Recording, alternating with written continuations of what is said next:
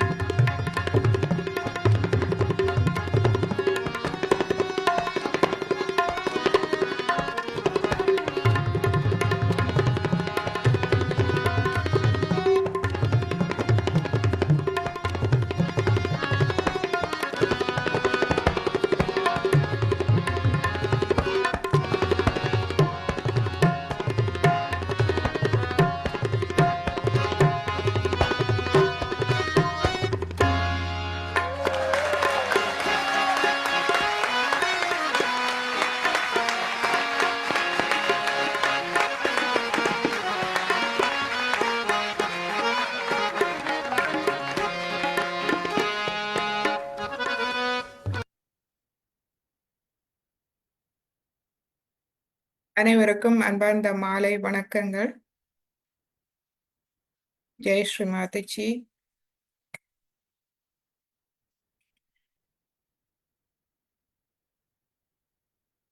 இன்றைய தியானத்தை நாம் ஆரம்பிப்போம்.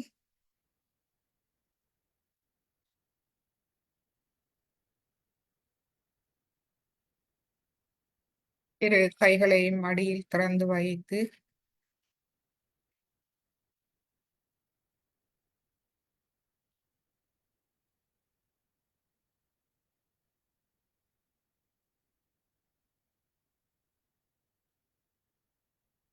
நமது கவனத்தை தலை உச்சியில் வைப்போம்.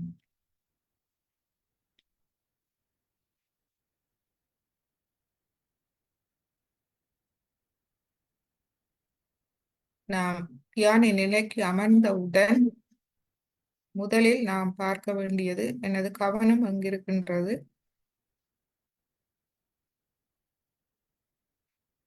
மற்றும்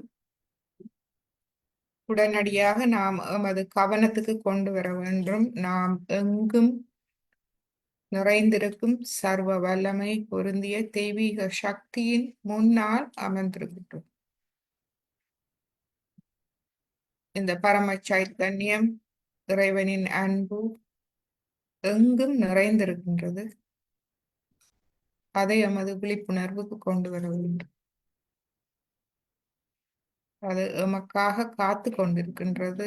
அந்த அன்பு சக்தி, அதன் முன்னால் நாம் அமர்ந்திருக்கின்றோம்.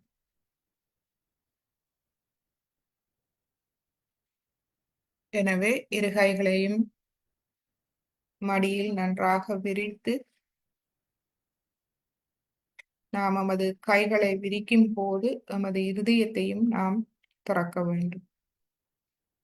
கைகளை திறப்பது போல் நமது இருதயம், மனம் அனைத்தையும் நாம் திறப்போம். அதில் எந்த ஒரு கள்ளம் கபடம் சூதுவாது இல்லாது ஒரு குழந்தை போல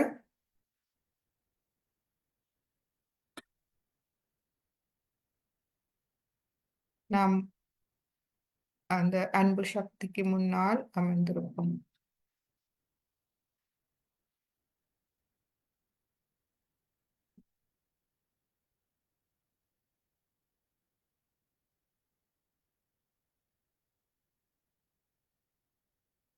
நமது இருதயத்தில் வலது கையை வைத்து, வலது கையை நமது இடது இருதயத்தில் வைத்து நாம் பிரார்த்திப்போம்.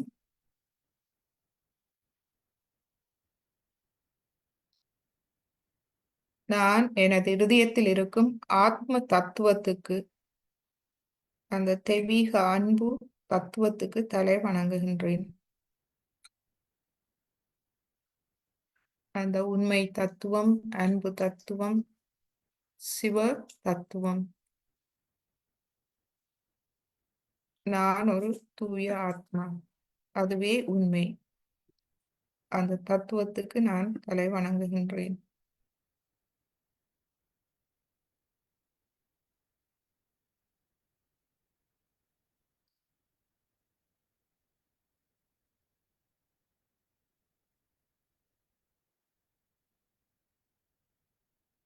நான் ஒரு தூய ஆத்மாவா? அந்த கேள்வியை நாம் கேட்டு பார்ப்போம். நான் ஒரு தூய ஆத்மாவா?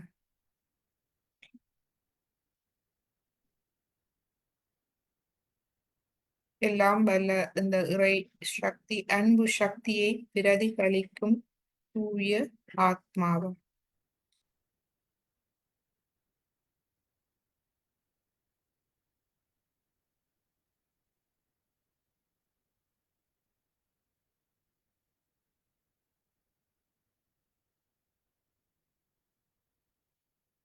பரம சைத்தன்யம் அதிகரிப்பு, அதாவது இந்த குளிர்ந்த நுண் அதிர்வுகளின் அதிகரிப்பே மூலமாக எமக்கு விடை கிடைக்கின்றது.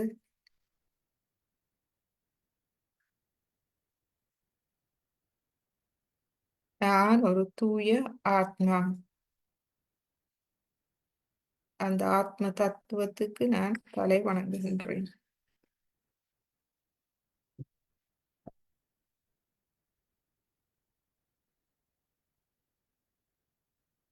இதுவரை காலமும் நாம்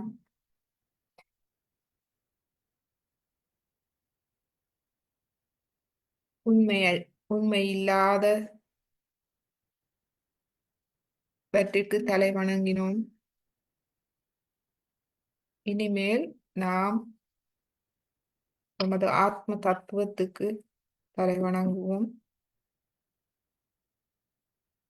நமது தூரிய நிலைக்கு தலை வணங்குவோம். தியான நிலை. மனதில் விசாரங்களோ சந்தேகங்களோ இல்லாத அந்த இறை சக்தியோடு ஒன்றான நிலை, தூரிய நிலை, தியான நிலைக்கு நாம் தலை வணங்குவோம். அந்நிலையில் நாம் தெய்வீக அன்பின் அரவணைப்பில், பராமரிப்பில், பாதுகாப்பில் இருக்கின்றோம். அந்த நிலைக்கு தலை வணங்குவோம். அந்த நிலையிலேயே நாம் எப்பொழுதும் இருக்க விருப்பம் கொள்வோம். அந்த நிலைக்கு நாம் தலை வணங்குவோம்.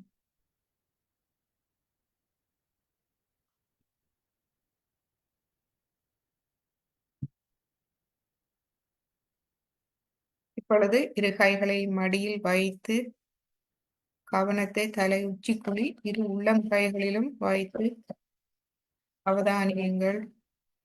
பரம சைத்தன்யத்தின் பாய்தலை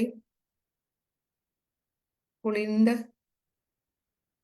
காற்றாக உணரக்கூடியதாக இருக்கும். இந்நிலையில் அன்னை குண்டலினியை எழுப்பி கவசம் விட்டுக் கொள்வோம். முதலாவது தடவை,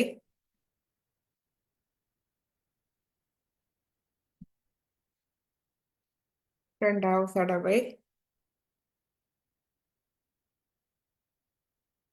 மூன்றாவது தடவை,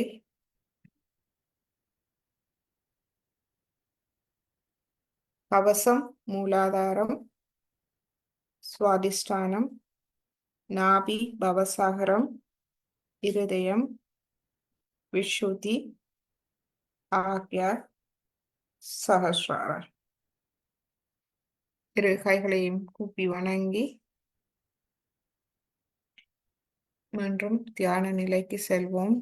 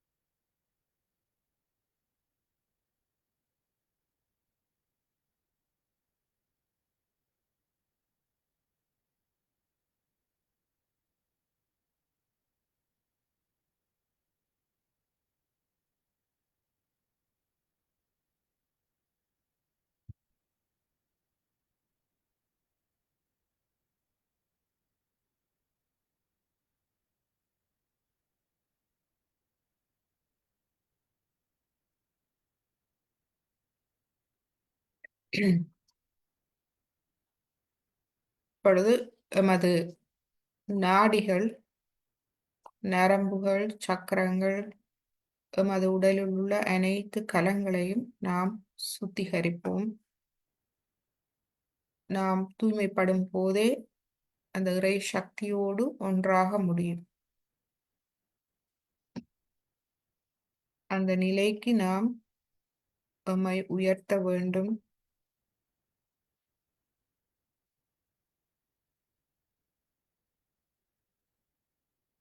எனவே நாம் இப்பொழுது எம்மை சமநிலை செய்து கொள்வோம். நமது இடது நாடி தூய்மைக்கு நாம் பூமி தத்துவத்தை பயன்படுத்தலாம் மற்றும் ஒளி தத்துவம் மெழுகுதிரி ஒளி பயன்படுத்தலாம். நமது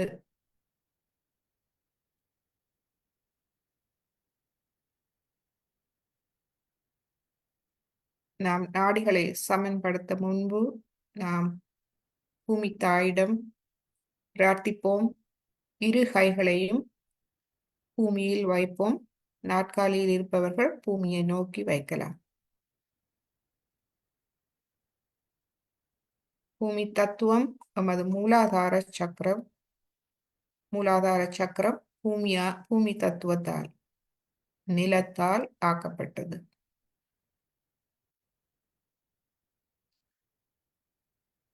பூமி தாய் அவரும் ஒரு தாய் போன்றவர்.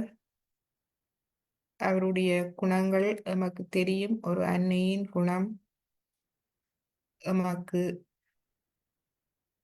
எம்மை தாங்குகின்றார். பூமியில் வாழ்வாதாரமாக இருந்து எமக்கு உணவு உடை உறையுள் தந்து எம்மை காத்தருள்கின்றார்.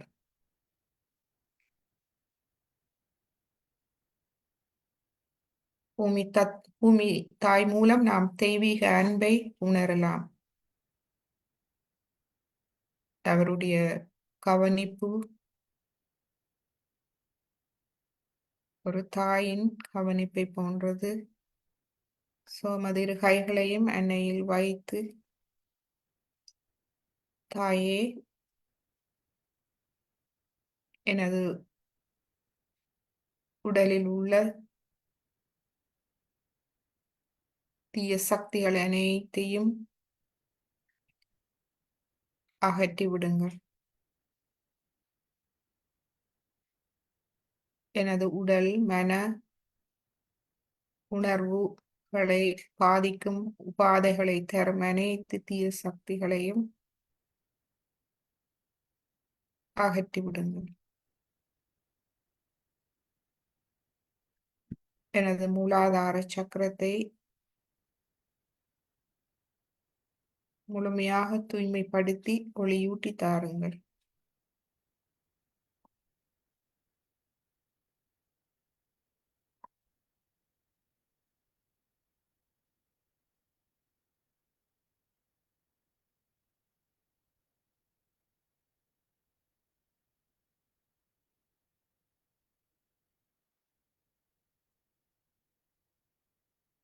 இப்பொழுது நமது இடது நாடியை நாம் தூய்மைப்படுத்த நமது இடது கையை மடக்கிக் கொண்டருவோம். வலது கை தொடர்ந்து பூமியில் இருக்கட்டும்.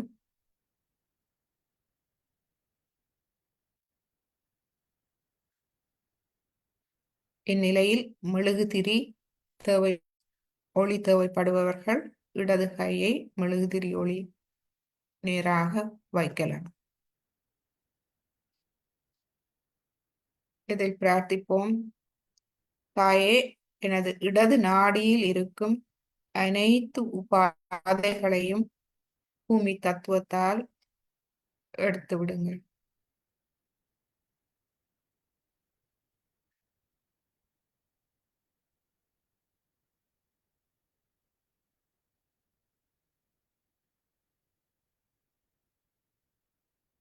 முக்கியமாக எனது கடந்த கால வாழ்வின் தாக்கங்கள், அதனால் ஏற்படும் மன சோர்வுகள், மன உபாதைகள்,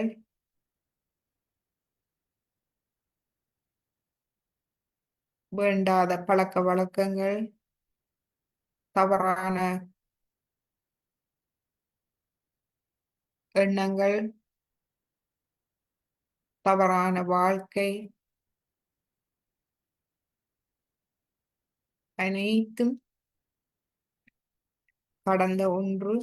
எனவே அவற்றை முழுமையாக என்னிடமிருந்து அகற்றி எனது இடது நாடியில் இயங்கும் இச்சா சக்தியை முழுமையாக தூய்மைப்படுத்தி தாருங்கள். எனது இச்சைகள் அனைத்தையும் முழுமையாக தூய்மைப்படுத்தி தாருங்கள். ஒரே ஒரு தூய்மையான இச்சை, நான் என்னை முழுமையாக தூய்மைப்படுத்தி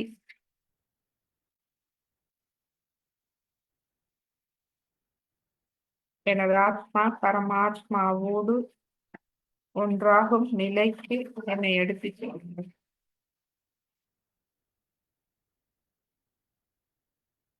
இந்த இந்த தூய்மையான இச்சையில் எமது நல்வாழ்வுக்கு தேவையான அனைத்து இச்சைகளும் பூர்த்தி செய்யப்படுகின்றது. எனவே இந்த தூய இச்சையை நாம் நமக்குள் முழுமையாக ஒளியூட்டி தர நாம் பிரார்த்திப்போம். தாயே, எனது இடது நாடியை முழுமையாக ஒளியூட்டி அதில் தூய இச்சையை ஒளியூட்டி தாருங்கள்.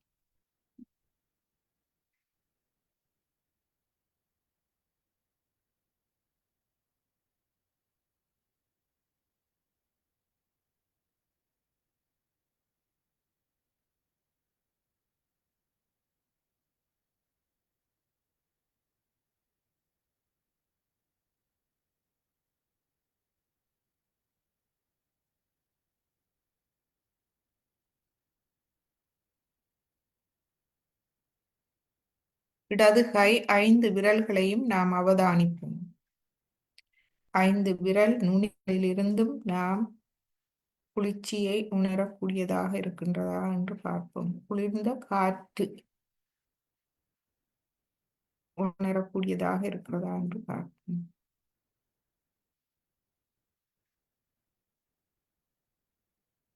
மற்றும் உள்ளங்கை.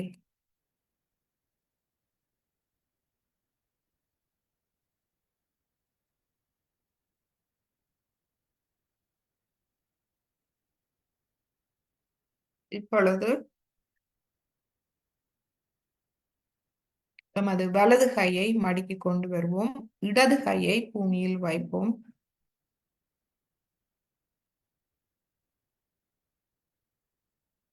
நமது வலது மூலாதாரத்தை நாம் தூய்மைப்படுத்திக் கொள்வோம்.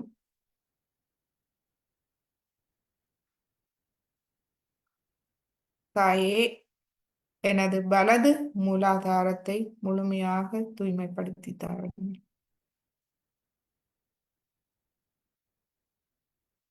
வலது மூலாதார சக்தி நாம் அறிந்ததே.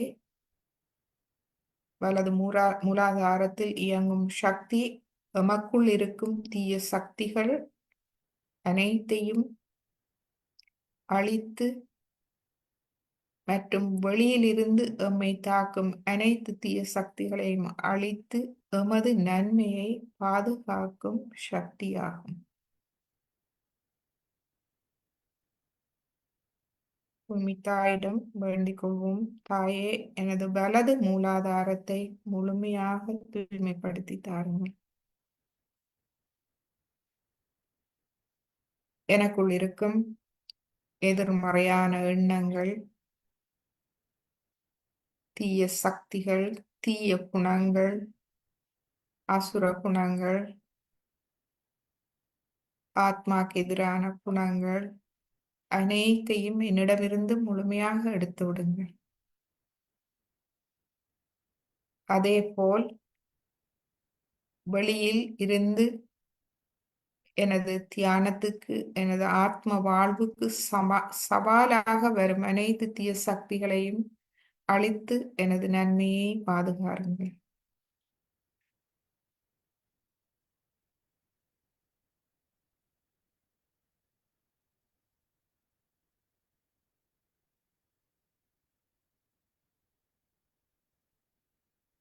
நமது கவனம் தலை உச்சி குழியில் இருந்து கொண்டு எமது வலது கை விரல்கள் உள்ளங்கையை நாம் அவதானிப்போம்.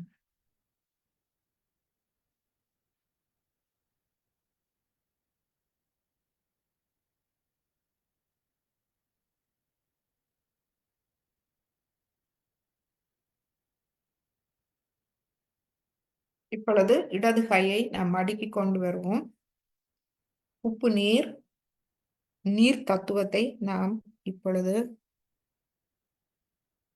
பயன்படுத்தி எமது வலது நாடியை நாம் தூய்மைப்படுத்துவோம். உப்பு நீரில் நாம் கால்களை வைப்போம்.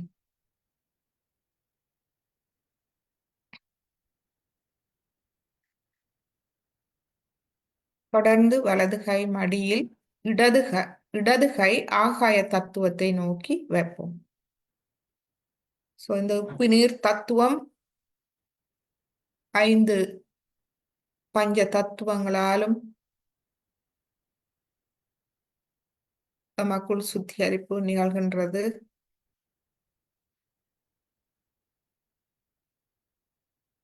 உப்பு பூமி தத்துவத்தை குறிக்கின்றது. நீர் ஆகாய தத்துவம் நோக்கி எமது இடது கையை வைப்போம். 5 விரல்களையும் ஆகாய தத்துவத்தை நோக்கி. அதோடு ஸ்ரீ மாத்தஜியின் புகைப்படத்துக்கு முன்னால் விளக்கு ஒளி, நெருப்பு தத்துவம், ஒளி தத்துவம், ஸ்ரீ மாத்தஜியின் புகைப்படத்திலிருந்து வரும் நுண் அதிர்வுகள், பரம சைத்தன்யம், இவை அனைத்தும் ஒன்றாக நமக்கு இந்த உப்பு நீர் சுத்திகரிப்பில் உதவுகின்றது. இதை நாம் பிரார்த்திப்போம். தாயே, எனது வலது நாடியை முழுமையாக தூய்மைப்படுத்தி விடுங்கள். வலது நாடியில் இயங்கும் கிரியா சக்தி, எனது செயல்களுக்கான சக்தி, எனது மன தொழிற்பாடு, உடல் தொழிற்பாட்டுக்கான சக்தி, இந்த சக்தியை முழுமையாக தூய்மைப்படுத்தி தாருங்கள். வீணாக எதிர்காலத்தை பற்றி கவலைப்படாது எனது கவனம் முழுமையாக ஆத்மாவில் இருக்க எனக்கு அருள் புரியுங்கள். எதிர்காலம் பாதுகாப்பானது. எனவே எதிர்காலத்தை பற்றி நாம் கவலைப்பட தேவையில்லை.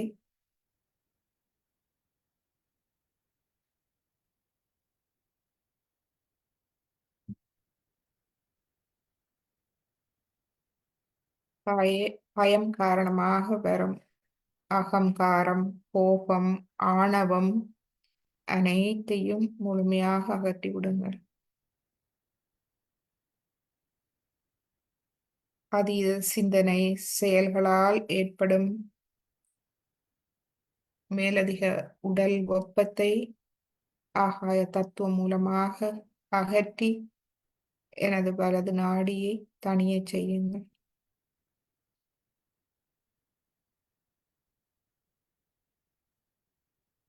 எனது வலது நாடியில் இமயமலையின் குளிர்ச்சியை தந்தருளுங்கள்.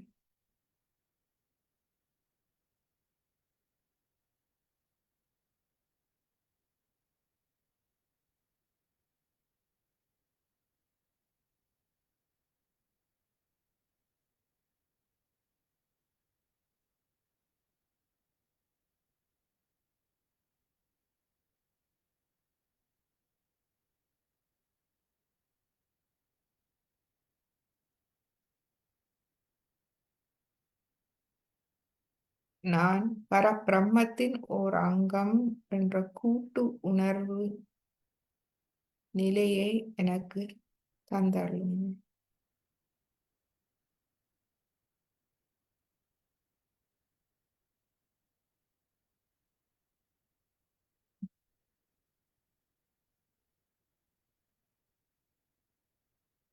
இப்பொழுது எமது கவனத்தை நாம் மீண்டும் சுத்திகரிக்க எமது இடது கையை எமது மேல் வயிற்று பகுதியில் கல்லீரலில் வைப்போம்.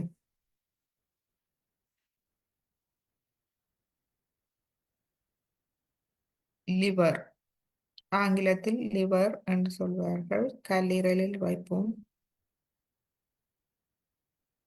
இந்த கல்லீரல் தன்னைத்தானே புதிதாக்கிக் கொள்ளக்கூடியது. எனவே இதில் பிரார்த்திப்போம். ஸ்ரீ மாதாஜி, எனது கல்லீரலுக்கு வாருங்கள்.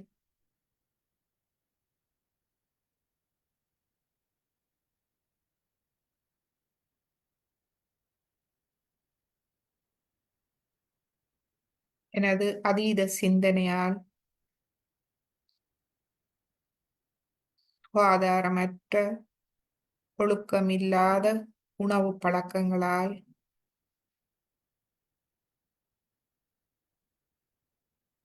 பிழையான உணவு பழக்கங்களால் நான் இழைத்த எனது கல்லீரலுக்கு இழைத்த அனைத்து தீங்குகளையும் மன்னித்தருளுங்கள். மன்னித்து எனது கல்லீரலின் ஒவ்வொரு கலத்தையும் தங்கள் அன்பால் நிரப்பி எனது கல்லீரலை முழுமையாக சீரமைத்து புதுப்பித்து தாருங்கள். எனது கல்லீரலின் அனைத்து தொழில்பாடுகளையும் சீரமைத்து உங்கள் அன்பின் கட்டுப்பாட்டில் வைத்திருங்கள்.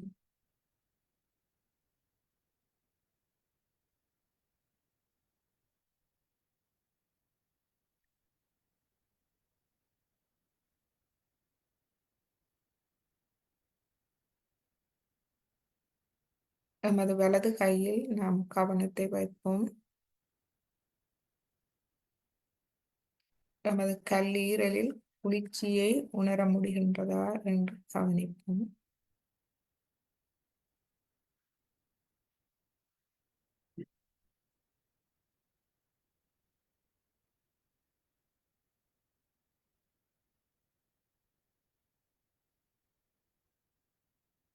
கல்லீரலே எமது தூய கவனத்தின் இருப்பிடம். எமது தூய கவனம் நாம் உண்ணும் உணவில் தங்கியிருக்கின்றது.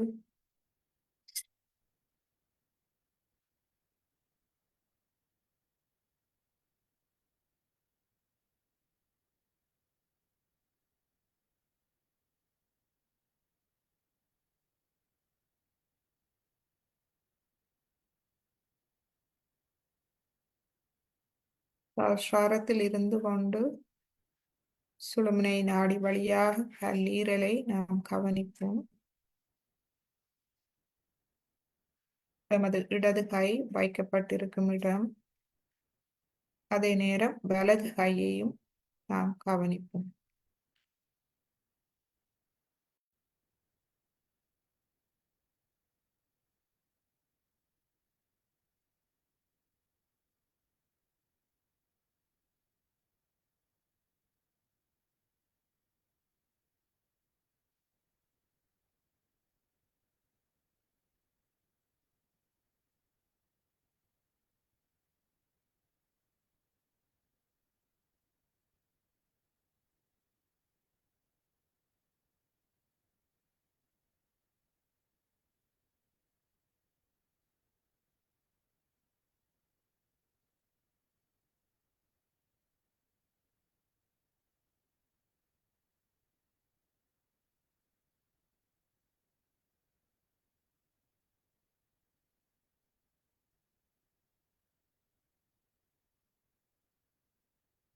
இப்பொழுது நமது இடது கையை நாம் அடுக்கிக் கொண்டு வருவோம்.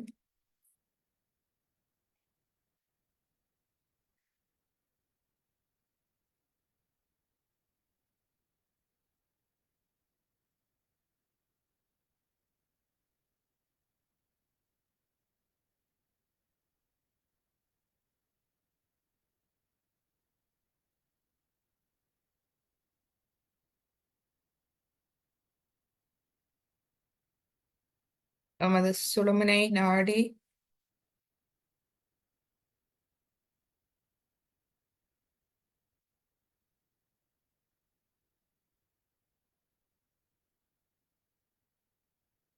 சுழுமுனை நாடியில் இயங்கும் சக்தி ஞான சக்தி.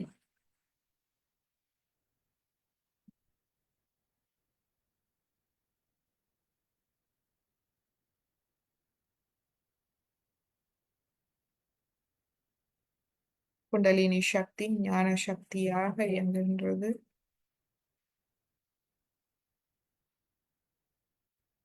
குண்டலினி அன்னையை நாம் பிரார்த்திப்போம். தாயே, எனது சஹஸ்ராரத்துக்கு வாருங்கள்.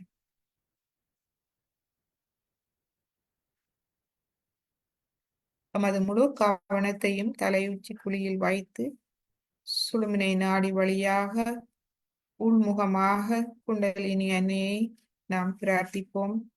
தாயே, மேலெழுந்து வாருங்கள்.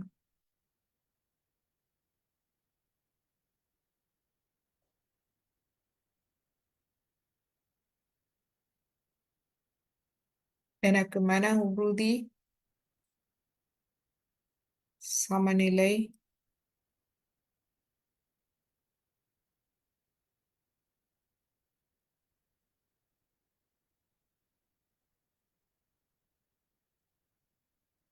தூய்மையை தந்தருளுங்கள்.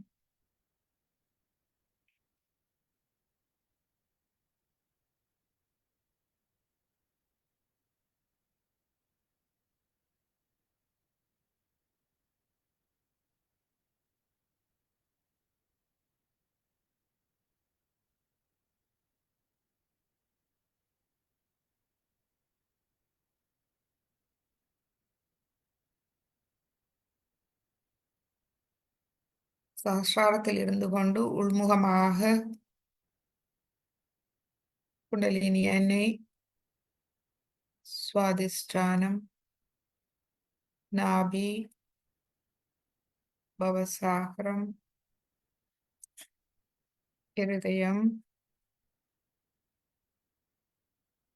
விஷுதி, விஷுதியில் நாம் முழுமையாக சாட்சி பாவ நிலைக்கு செல்வோம்.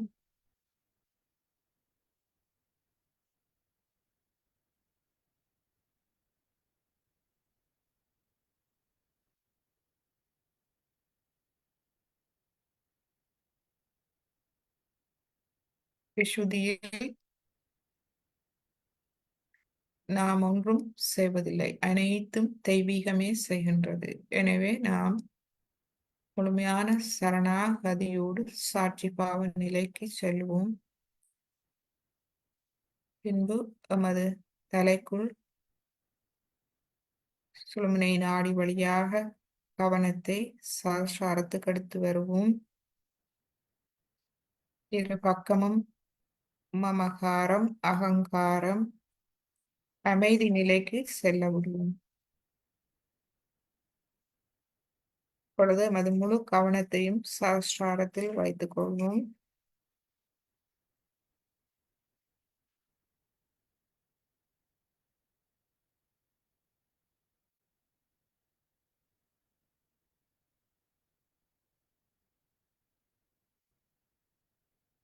இந்நிலையில் முழு சரணாகதி. நமது எண்ணங்கள், கவலைகள், பிரச்சனைகள், ஒரு பக்கம் மனசோர்வு, ஒரு பக்கம் மன அழுத்தம், அனைத்தையும் நாம் குருவின் பாதங்களில் சமர்ப்பித்து விடுவோம்.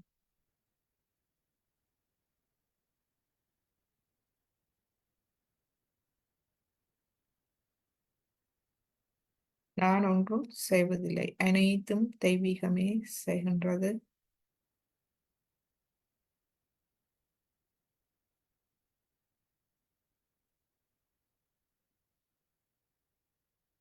முழுமையாக நம்மை வழிப்படுத்தி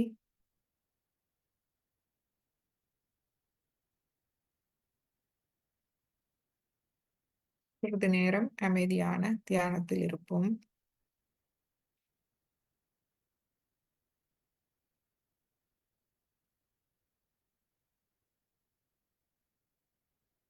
சுழுமுனை நாடி வழியாக அமைதியாக மூச்சு நடைபெறுவதை அவதானி.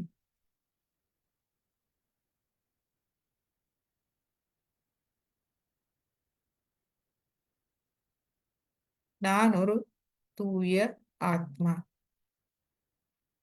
ஆத்ம நிலையில் நாம் எம்மை கவனித்துக் கொள்வோம்.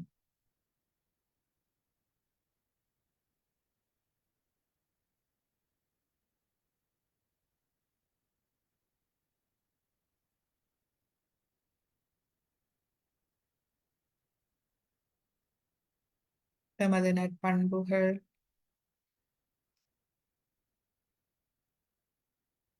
எமக்கு ஆனந்தத்தை தருகின்றது.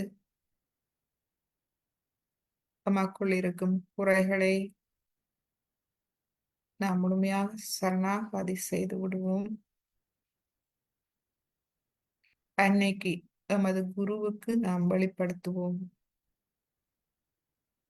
எமது குறைகளை, எமது வேண்டுதல்களை நாம் அவரிடம் இதயபூர்வமாக வெளிப்படுத்தி கூறி அவரிடம் சரணாகதி செய்து விடுவோம். சரணாகதி செய்த பின்பு அவை எம்முடையது அல்ல. நாம் அவற்றிலிருந்து முழுமையாக விடுபடுகின்றோம். அதன் தீர்வு அன்னையால் தரப்படும். எனவே எந்த கவலையும் இன்றி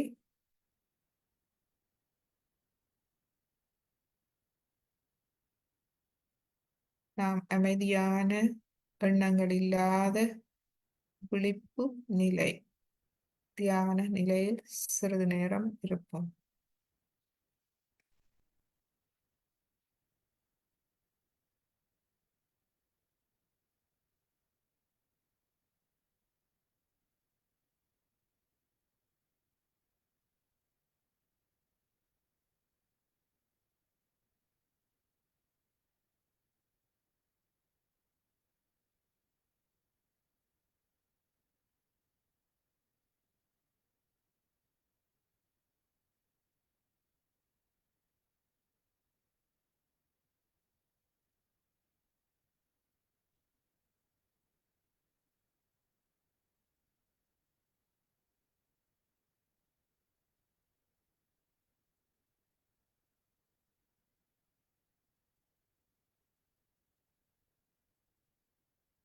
அது வலது கையை தலை உச்சிக்கு மேல் ஒரு 2-3 அங்குலம் உயர்த்தி வைத்து நாம் அவதானிக்கலாம்.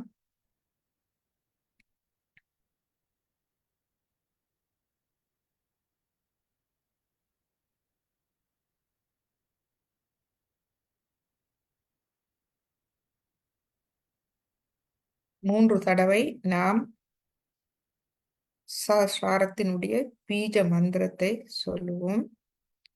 ஓம். அது எமது முள்ளந்தண்டு அடிப்பாகத்திலிருந்து சஹஸ்ரார தலை உச்சி வரை நாம் சொல்லும் போது நமது கவனத்தை எடுத்து வருவோம். ஓ.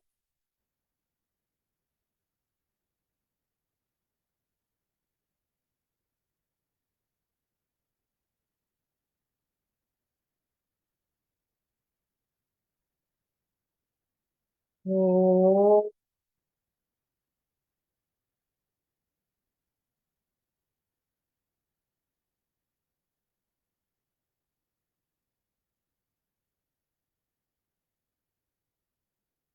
ஓ.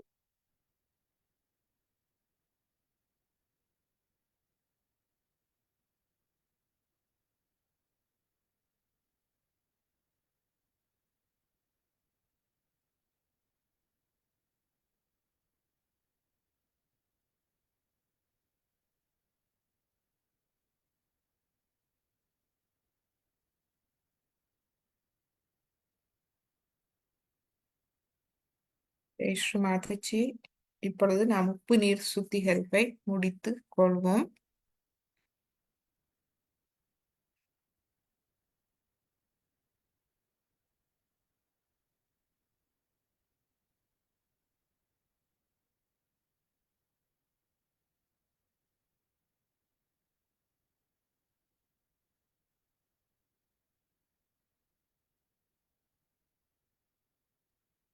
இப்பொழுது நாம் ஸ்ரீ மாதாஜியின் ஒரு அருமையான உரையை நாம் கேட்போம். இந்த உரை நாம் சாயோகாவை பற்றி தெரிந்து கொண்டோம். ஸ்ரீ மாதாஜியை பற்றி, அதாவது நமது குருவை பற்றி நாம் தெரிந்து கொண்டோம்.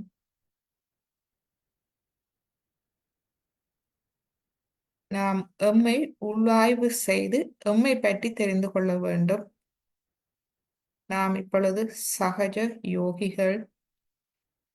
சகஜ யோகியின் பண்பு எவ்வாறு இருக்க வேண்டும்?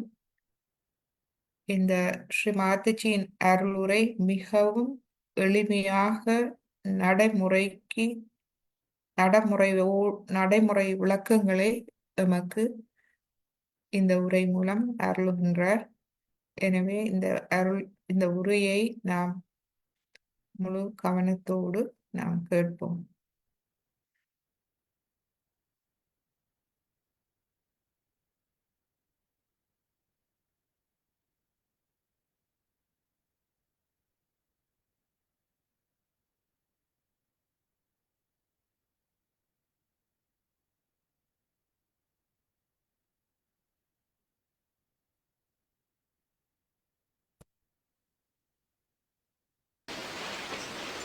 With today's vibrations, you can see when you are prepared for a puja, how much you get. Today you can feel. So the divine is very anxious to act. Only thing you have to prepare yourself. And all these preparations are going to help you tremendously. As we are now Sahaja-yogis, we have to know that we have become something different from what we were. We are yogis, we are higher people than others. And as such, we have to understand one thing, that we are not like other human beings who say something and do something, who can live with hypocrisy. That's why all the problems have arisen out of all the religions. A person who says he is a Christian, he is absolutely antichrist. Who says who is Islamic, he is absolutely anti-Muhammad. Who says who is a Hindu is absolutely anti-Sri Krishna. This is the main reason why all the religions have failed so far. Because human beings talk big of ideals. They all say that we have this ideal, that ideal, but they are not those ideals. They cannot live with those ideals. The ideals are not in their lives. They are outside. But they go about saying that these are our ideals. They become fanatics. But they are not the ideals. By Sahaja Yoga now, you have the method, you have the possibility that you can become the ideals. The ideal has to first to be understood through your brains, in the West especially. What are the ideals we have become or we have to become? What we can achieve? This idea you must have. And secondly, you must have a capacity to deepen your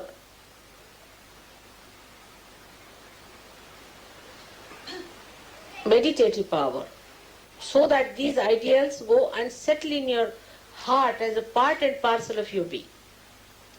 That you can't live without these ideals.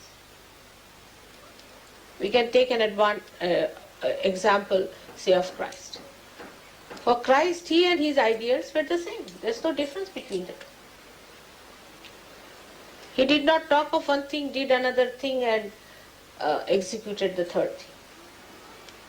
This will be the difference between the Sahaja-yogis and non-Sahaja-yogis.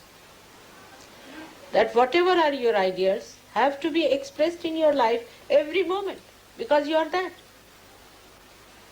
If you are gold, then gold is gold all the time.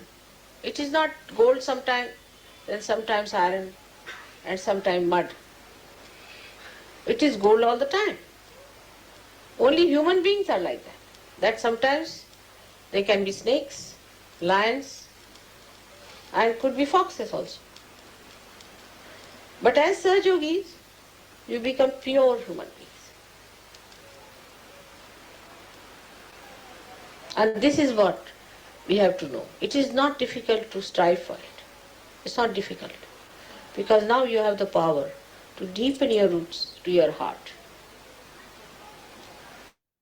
So, the brain must be used to understand clearly what are the ideals of a Sahaja Yogi. What are the things that a Sahaja Yogi should do. How he should behave in life. What methods he should follow.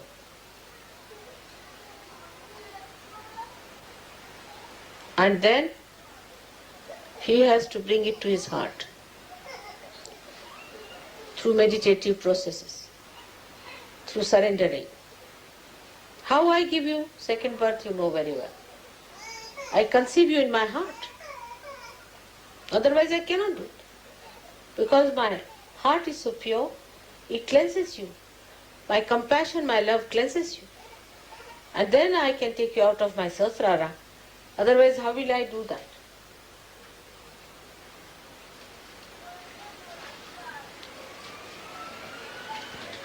And when that has happened, you have become a new personality.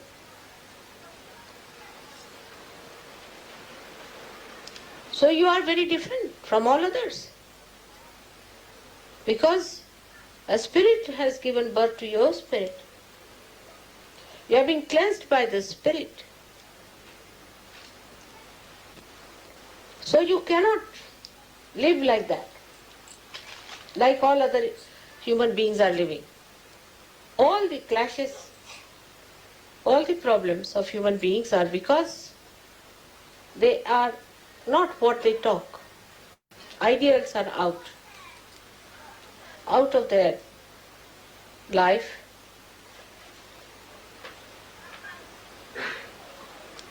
That is how a Sahaja Yogi will show himself up compared to anybody else. Take an example, say, of Abraham Lincoln. All right? Abraham Lincoln believed that everybody must have freedom and the government should be for the public, for the people.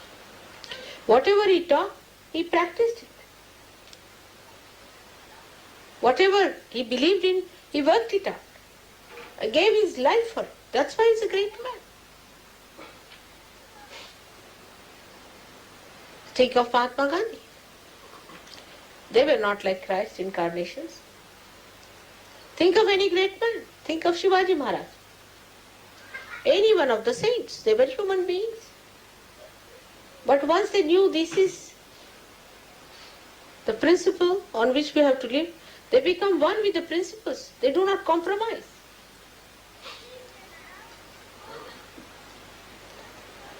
So what Sahaja Yogi has to be, that we should understand.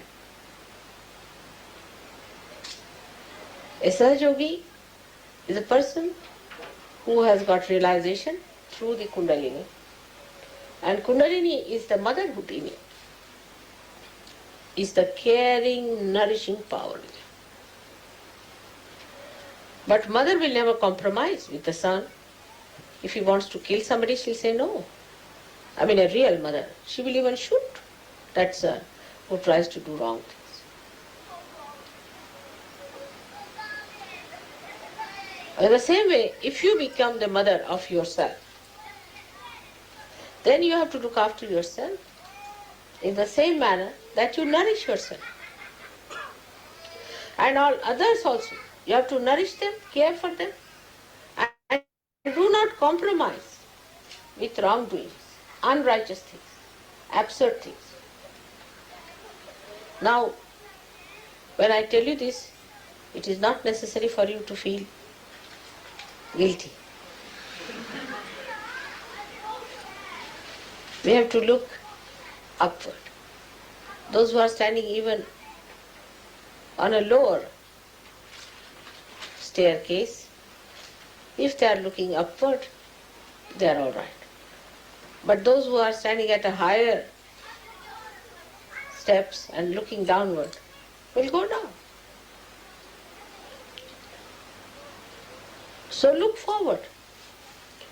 what we have in our day-to-day life, in simple relationships, even husband, wife, children, parents. Are you becoming silent within yourself? Are you nourishing it with your silence, with your compassion? Or you are supporting something that is absolutely anti-God? If you become the ideals, the power of ideals itself will make you so dynamic that you don't need to consult anybody. You become the ideal. They are like torches.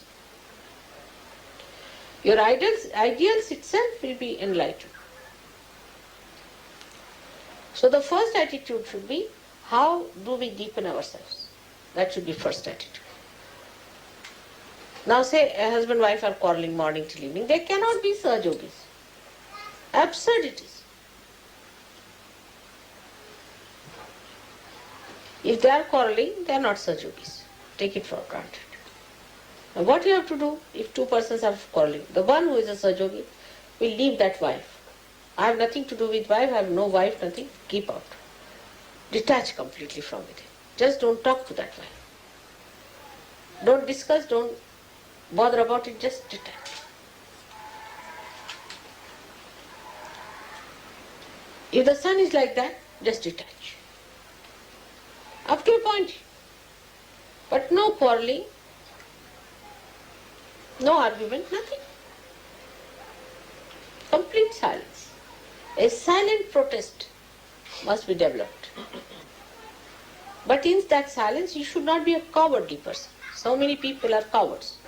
And that cowardliness, they think, is their silent truth.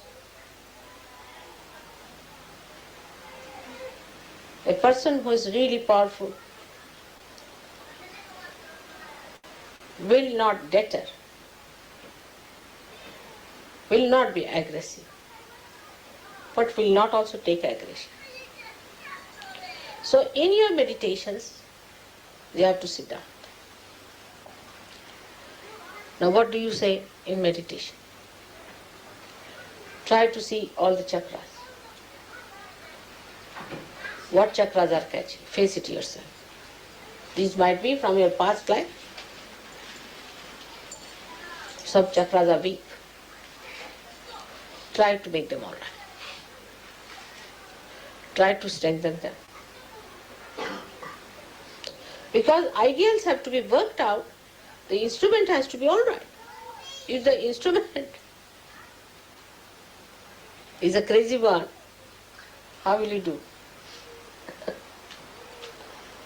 So first of all, you must develop your instrument properly. It should be balanced, powerful, not cowardly.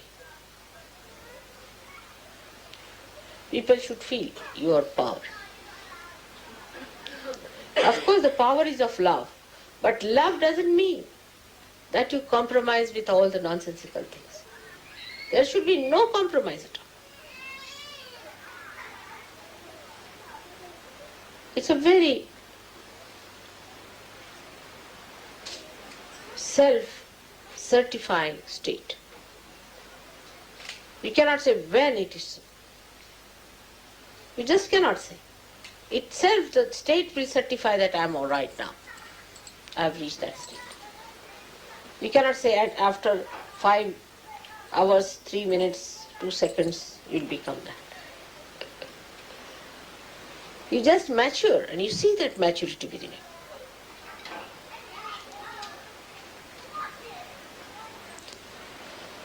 Once you understand that unless and until you become your ideals, you are not a Sahajogi. Everybody can call themselves Sahajogi. There's no inauguration. We don't have any sort of a inauguration of a university where people can come and get their degrees and diplomas. All right, you are certified twice born. There are some who are several times twice born.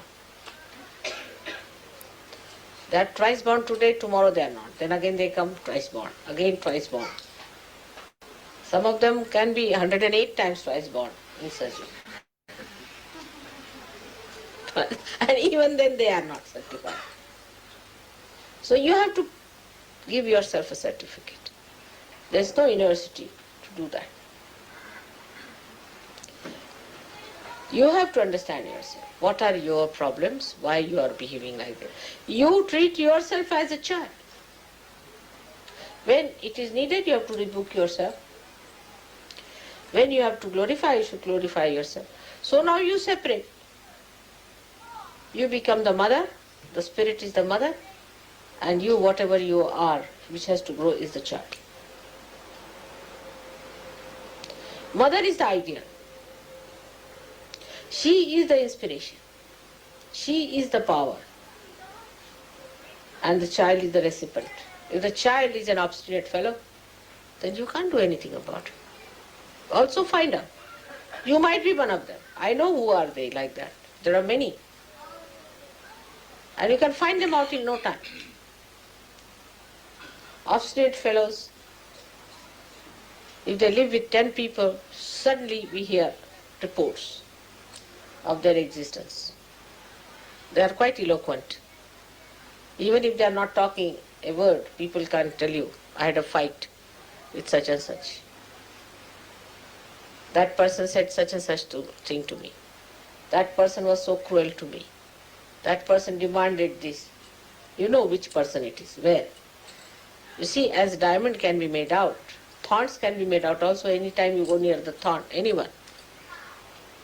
Without exception, it will bite everyone. It is not going to spare, it's a thorn. So thorn has to be a thorn. But if you are a Sahajogi, you have to be a flower. And a strong flower. And an eternal flower that always grows, does not fade. Always growing, never fades. Such a flower you have to be. Then you will be surprised that you do not get into a trip of ego, neither you go into a complete collapse of super-ego. So much you know that any one of you can be called as a scholar, I can tell you. I mean, so many times people have asked me, are they all scholars that you have, your disciples? You know so much more than any saint ever knew, I can assure you. But you know only in the brain, outside. It's all blah, blah, blah.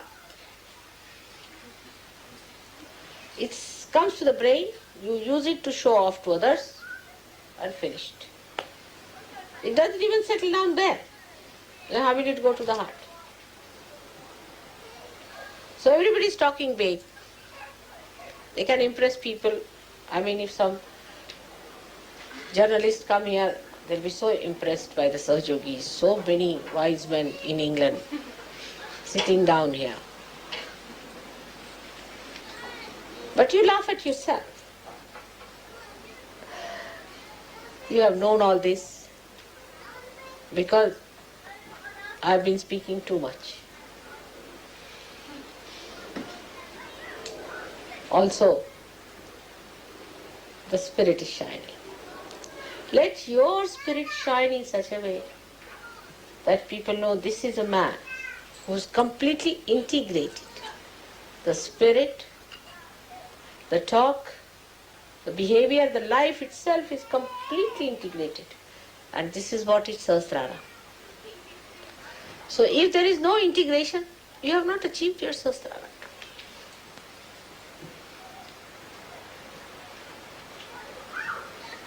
There will be no need to pull your ears. A day should come when you all will raise your heads with great pride and glory. Because your ideals will shine like ornaments.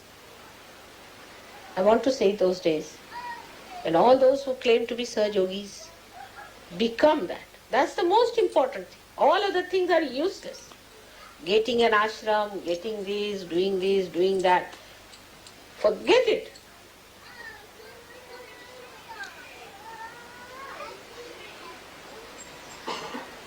What you have to manage is this child which has to grow, who is still naughty, sometimes tries to misbehave. Now put it right. You give it a name. You call yourself a Sahaj Yogi, and that child as Mr. X, Mr. Y, whatever your name has been. And always try to tell, now will you behave yourself? Get up in the morning, have your bath, sit down for meditation. Then you feel lazy, the child says, I can't. Then you accept the child. Then the child will become the mother and you will be losing your powers. Excuses. The child knows, very intelligent. It's a very clever child. Extremely intelligent, knows how to deceive you. But the child also knows innately what it needs. If it comes to know that the mother in you has developed that personality, then it accepts mother's personality. But if the child knows the mother herself is weak, then he starts taking advantage of the mother. So you have to not fight yourself, but to tame. And this is very easy. You start enjoying it, looking at yourself. Oh, Mr. So and so. Then you won't be angry. I know how to handle you. You are hiding behind there, all right? Giving excuses.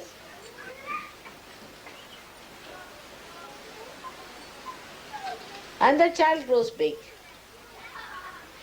So big that mother sees that and is amazed. Like in Sri Krishna's childhood, the mother was Yashoda and the child was Sri Krishna. It's very symbolic. And he used to play very naughty tricks. And she said, you went and ate that mud from there. I know you have eaten. He said, how can I eat? How can I can't even go out of the house. I'm sitting down here. Where is the mud? How can I eat? You did eat, I know you have eaten. So, better show me your mouth. He says, really? And then the mouth opens and the complete Vishwasura. Complete vision of the whole Vishwa she sees. And the mother falls at his feet. That's what it should. This mother has to fall at the feet of the child that has grown.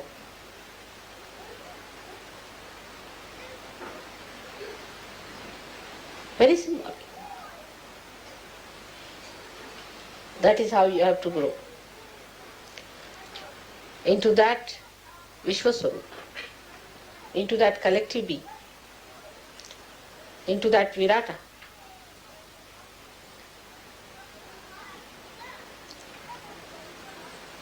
Arjuna and Sri Krishna is another very good symbolic thing. Arjuna was a friend, used to take liberties with Sri Krishna.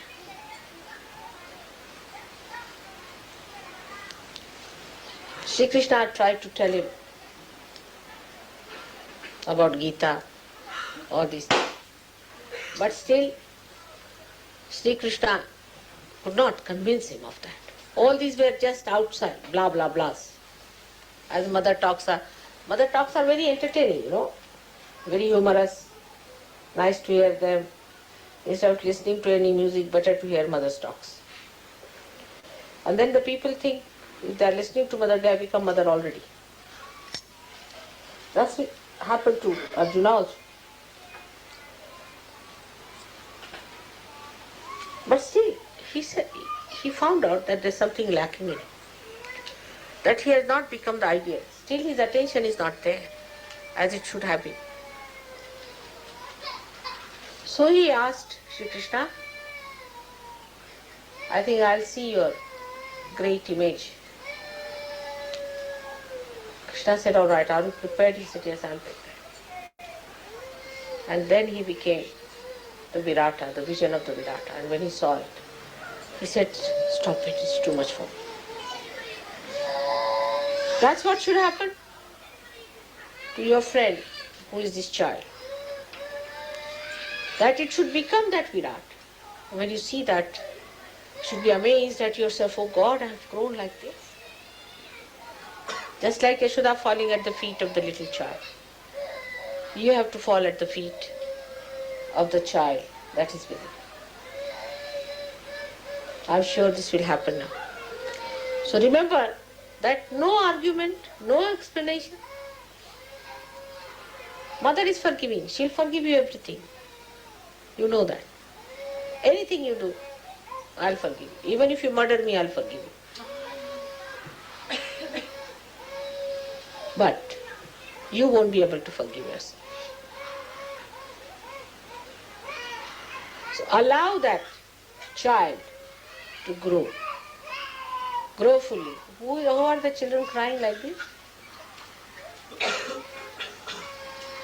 Why are they crying? Which child is that? Huh? Aarti has a problem. Take Aarti out. You must clear her. She has had problems for so many days. You must clear that child. Take her out for a while.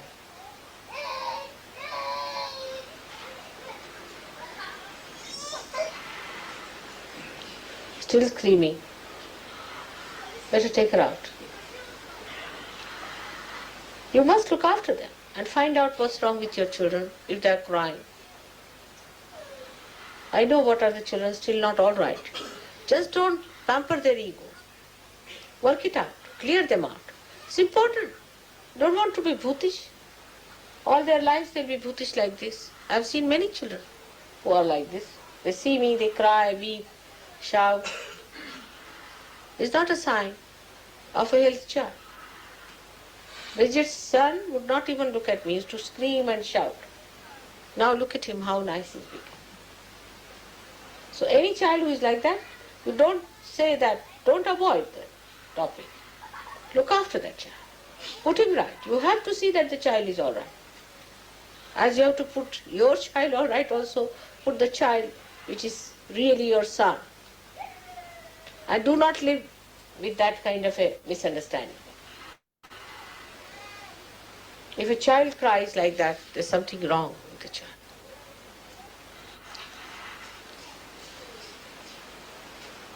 They are singled out. If you find your attention is going here and there, if you are not attentive in the program, something wrong with you also. If you go off to sleep, something very seriously wrong with you. At that time, if you are thinking of other things, then something wrong with you. You get headaches, something wrong with you. Judge yourself. Clear out. You must clear out. That's very important. If you are still getting into tempers, irritation, anger, there's no balance that has come in you, something wrong with you. If you know how to control your anger, then it's all right. You will find out everywhere how negativity works, in small things. Everybody is improving, but it's rather slow. It can be very fast if you meditate. That's very important. You have to know how to make your chakras all right. Your mantras are to be seen.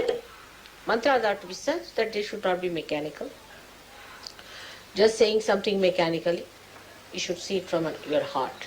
Again, if you do not say mantras to your heart, mantra is not siddha. Means you may go on saying 100 times, it will have no effect. Siddha mantra is that you say that, it has an effect. It works. If it does not work, then your mantra has no meaning.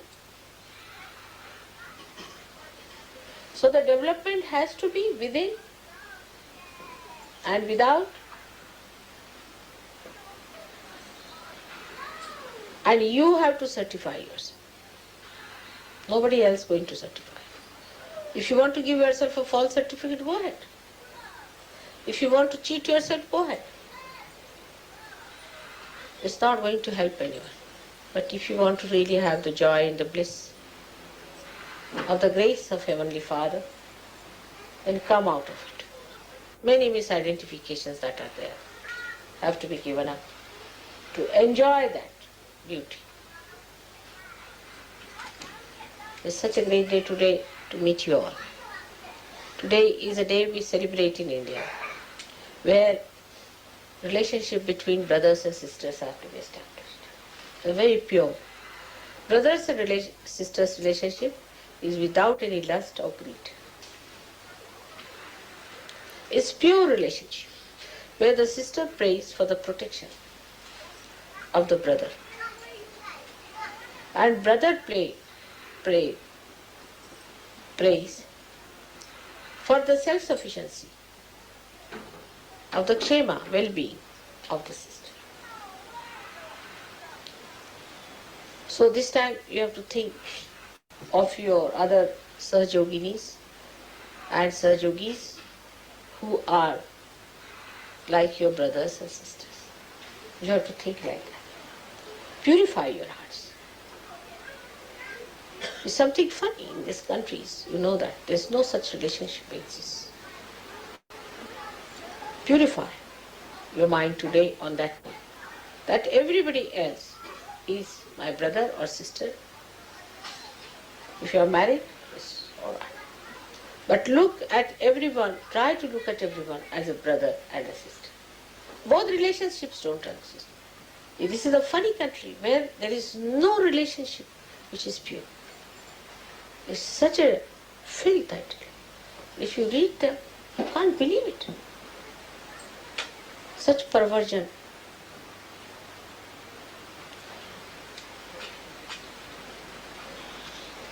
Especially innocent people like children are attacked. Think of them as virgins. Be careful. And the young girls should know that they are virgins. If they go about with boys and they are Sahajogis, they are not. Sahajoginis have to be chaste women, powerful. Chastity is their power, and men too. After Sahaja, men should become conscious of their chastity. That is their power too. You see, this was nomadic time, when the men used to go for hunting and women used to cook in the house. Men were supposed to have 5 women. They were nomadic people. Then they became sophisticated. Then the monogamy started, which reached a certain point. Then again this kind of an abandoned life started. This is nomadic life. Now women also have become nomadic. Men and women are all nomadic and primitive. After sophistication they have become primitive. This is the problem is. But now you have to become higher beings where there are pure relationships.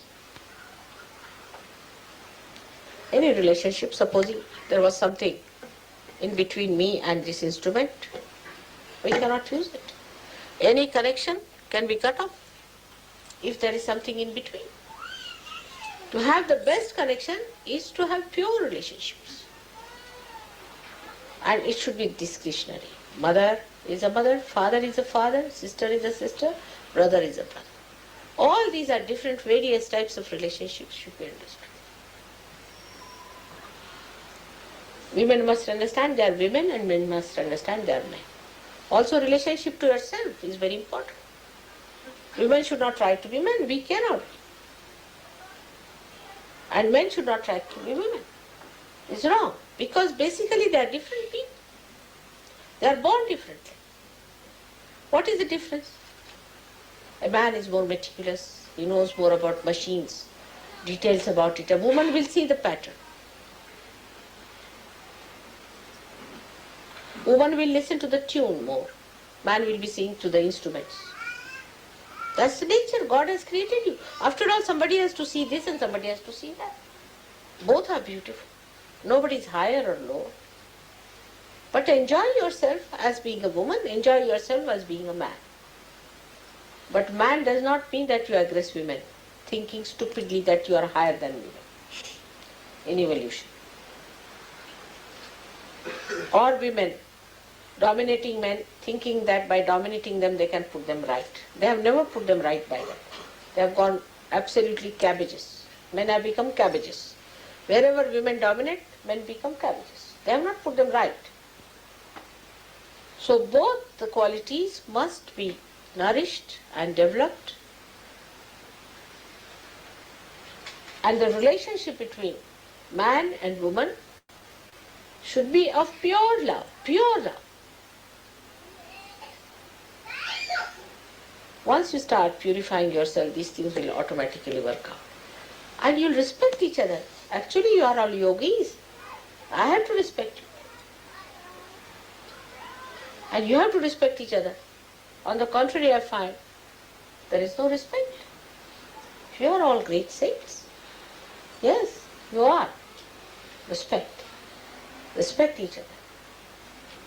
You are not to talk harshly to anyone, to trouble anyone. Try to do as much as possible for others. This is the way we have to change. This is no brand of any culture. It's the culture of God we are talking. It's the culture of His kingdom, where we give others, enjoy giving, doing for others, loving others, caring for others, without any return. If you little bit help yourself, the divine is very anxious. You have seen today the vibrations are so much that really I am finding it difficult even to talk. Sucking, going on. Just a little thing you did yesterday or this morning. Tremendous vibrations. And you will be thrown into that. You will blossom into something. Just pay attention to yourself. And first and foremost, respect yourself, because you are a yogi. You cannot be indignified. You cannot be stupid. You cannot be high-handed. You cannot be dishonest. You have to be a sweet, matured personality, because you are a yogi. I mean, you should call yourself Yogi XYZ. Sure, you are. But calling yogi and fighting and pulling each other's hair, then I would say it's better not call.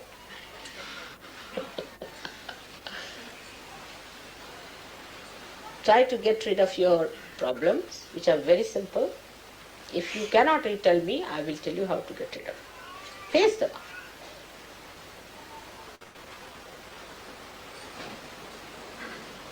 May God bless you all.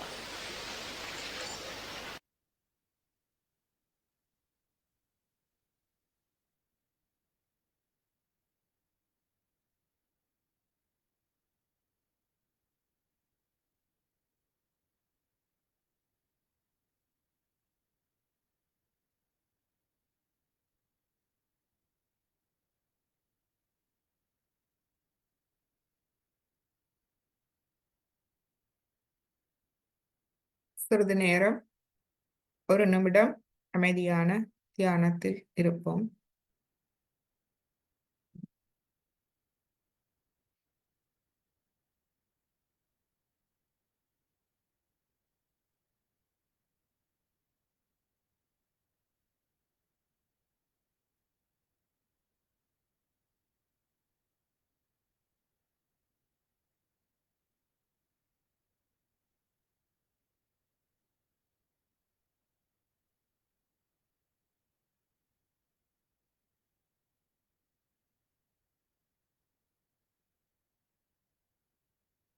இந்த அருமையான முழுமையான ஒரு உரை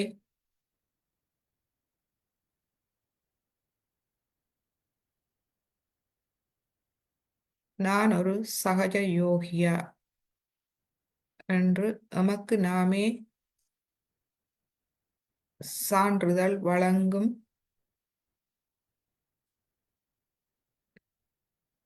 நிலைக்கு நம்மை எடுத்துச் செல்லும் ஒரு உரை. மீண்டும் மீண்டும் நாம் இதை கேட்போம். இப்பொழுது இந்த ஆனந்த நிலையில் ஒரு பாடலை கேட்டு நாம் இந்த தியானத்தை முடித்துக் கொள்வோம்.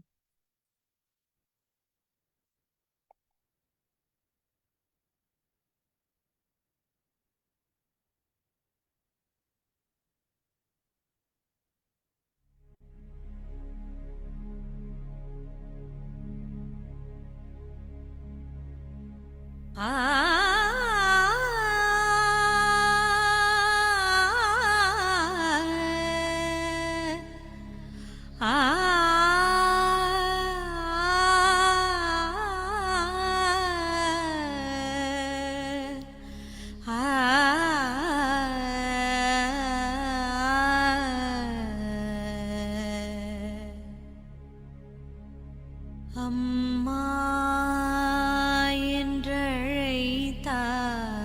என்றழைத்தால் போதுமே,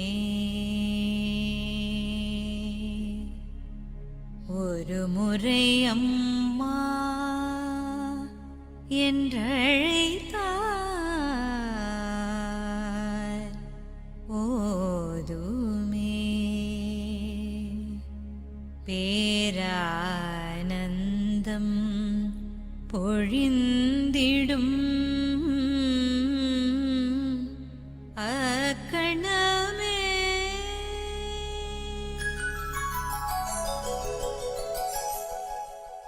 அம்மா என்றழைத்தால் போதுமே, அம்மா என்றழைத்தால் போதுமே, பேரானந்தம் பொழிந்திடும் அக்கணமே, ஒரு முறை அம்மா என்றழைத்தால் போதுமே, பேரானந்தம் பொழிந்திடும் அக்கணமே, ஒரு முறை அம்மா என்றழைத்தால் போதுமே, பேரானந்தம் பொழிந்திடும் அக்கணமே, ஒரு முறை அம்மா என்றழைத்தால் போதுமே.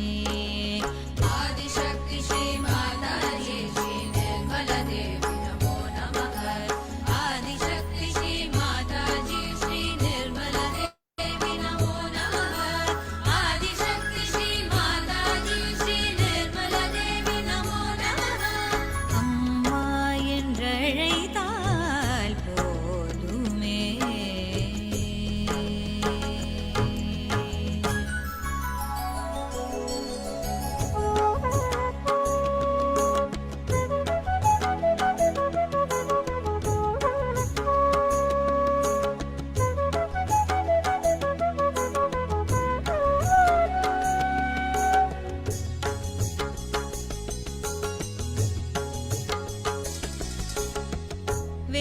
வேதசாஸ்திரங்கள் ஒன்றும் அறியேன், வேதசாஸ்திரங்கள் ஒன்றும் அறியேன், பூஜா பலனும் ஒன்றும் தெரியேன், வேதசாஸ்திரங்கள் ஒன்றும் அறியேன், பூஜா பலனும் ஒன்றும் தெரியேன், உன் பெயர் ஒன்றினை அறிந்தேன் அம்மா, உன் பெயர் ஒன்றினை அறிந்தேன் அம்மா, சகல சித்திகளும் அருள்மழை பொழிந்திடும் ஆதிசக்தியே, உன்னை ஒரு முறை அம்மா என்றழைத்தால் போதுமே, சகல சித்திகளும் அருள்மழை பொழிந்திடும் ஆதிசக்தியே, உன்னை ஒரு முறை அம்மா என்றழைத்தால் போதுமே, பேரானந்தம் பொழிந்திடும் அக்கணமே, ஒரு முறை அம்மா என்றழைத்தால் போதுமே. ஆதிசக்தி ஸ்ரீ மாதாஜி ஸ்ரீ நிர்மலா தேவி நமோ நமः. ஆதிசக்தி ஸ்ரீ மாதாஜி ஸ்ரீ நிர்மலா தேவி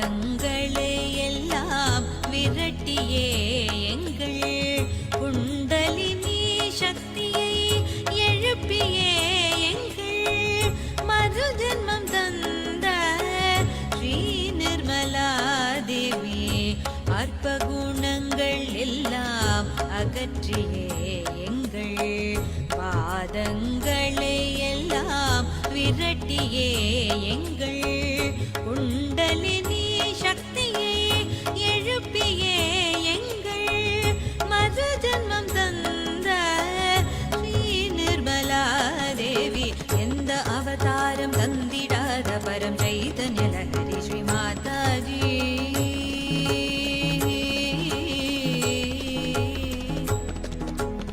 எந்த அவதாரம் தந்திடாத பரம் சைத்தன்ய லஹரி ஸ்ரீ மாதாஜி நிர்விசாரமெனும் சிந்தனையற்ற நிலையை தந்த ஸ்ரீ மாதாஜி சாதாத்மயம் எனும் ஒன்றிய நிலையை சகசரத்தில் தந்த மாதாஜி தரிசனம் தருவாய் அகிலாண்டேஸ்வரி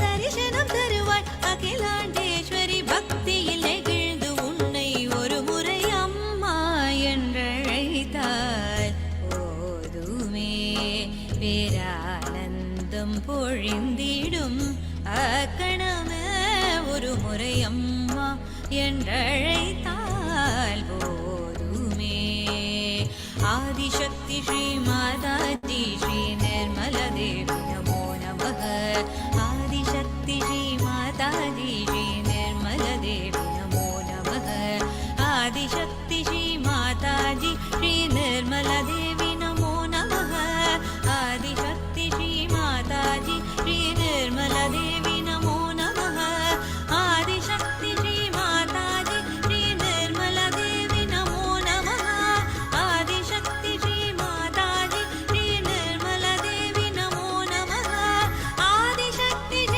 மாதாஜி ஸ்ரீ நிர்மல தேவி நமோ நமः ஆதிசக்தி ஸ்ரீ மாதாஜி ஸ்ரீ நிர்மல தேவி நமோ நமः ஆதிசக்தி ஸ்ரீ மாதாஜி ஸ்ரீ நிர்மல தேவி நமோ நமः ஆதிசக்தி ஸ்ரீ மாதாஜி ஸ்ரீ நிர்மல தேவி நமோ நமः அம்மா என்றழைத்தால் போதுமே அம்மா என்றழைத்தால் போதுமே அம்மா என்றழைத்தால் போதுமே.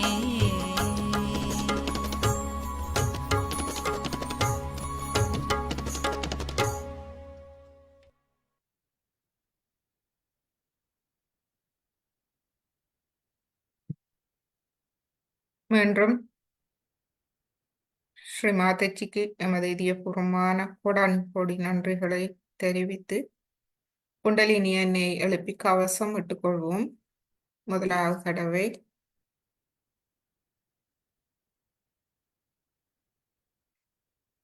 இரண்டாவது தடவை, மூன்றாவது தடவை,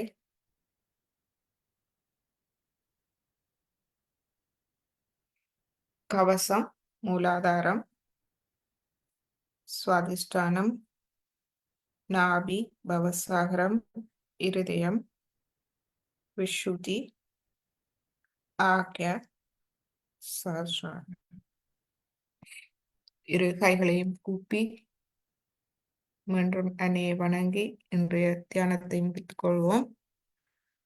ஃபேஸ்புக் மற்றும் சூமில் இணைந்த அன்பர்கள் அனைவருக்கும் எமது இதயபூர்வமான நன்றிகளும் வணக்கங்களும்.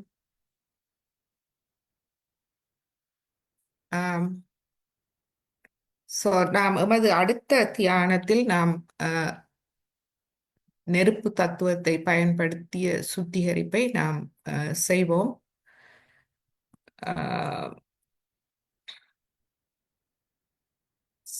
எல்லோரும்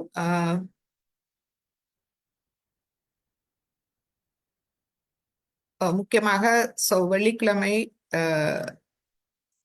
வெள்ளிக்கிழமை அல்லது ஞாயிற்றுக்கிழமை நாம் செய்யலாம்.